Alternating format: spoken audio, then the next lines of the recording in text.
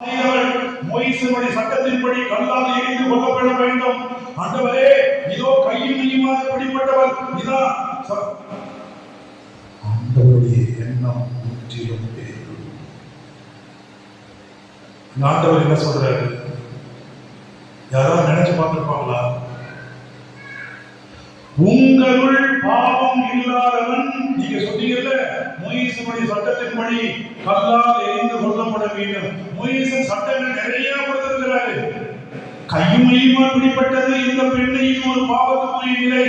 இன்னும் நிறைய காரியம் இருக்கிறது. அப்படி இருக்கக்கூடிய காலகட்டத்திற்கு இடத்திலே உங்களில் பாவம் இல்லாதவன் முதலில் கல்லெடுத்து இவளை அழைக்கணும். ஒருத்தம் கூட கிடையாது, ஒரு ஆளு கிடையாது. அப்போ ஜீசஸ் கேட்கிறார் பாருங்க, அருமையான வார்த்தை. என் அருமையான அன்புள்ளவரே, அதுவரையிலும் தலையை கீழே சாய்த்து குனிந்து எழுதி கொண்டிருக்கிறார். Something is written. சில நேரம் நாம ஏதாவது கேட்கும் போது சில பேர் யோசிச்சுக்கிட்டே இருப்பாங்க. சில பேர் கையை பேப்பர்ல எப்படி எழுதுவாங்க, அது நமக்கு புரியாது. ஆனா அதுல ஏதோ ஒரு விஷயம் வந்து செயல்படுது.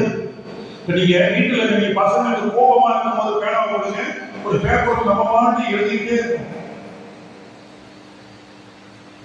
ஒருவருடைய அறைக்கு சென்று அவர் பயன்படுத்திய பேப்பரை பார்த்தாலே தெரிந்துவிடும் இன்றைக்கு இவர் எப்படி இருந்தார் என்று சொல்லி உளவியல் நமக்கு சொல்லி தரக்கூடிய பாடம். நீங்க நம்ம மனசு சந்தோஷம் வந்த பேனா கைக்கு இருக்காது. சின்ன பேப்பரா இருந்தாலும் எடுத்துதான் வைக்கணும், அதை இருக்க மாட்டோம். ஆனா மனசு சரியில்லை, ஒவ்வொரு பேப்பரா எடுத்து கிரிக்கிட்டு இருப்போம். இருக்கிற இடத்துல மேலே கிரிக்கிட்டே இருப்போம். என்னன்னு சொன்னா அதுபோல அருமையான அதுவரை குனிந்து எழுதி கொண்டிருந்த இறைவன் தன்னுடைய நேரம் வரும்போது தலை நிமிர்ந்து சொல்கிறார், உங்களில்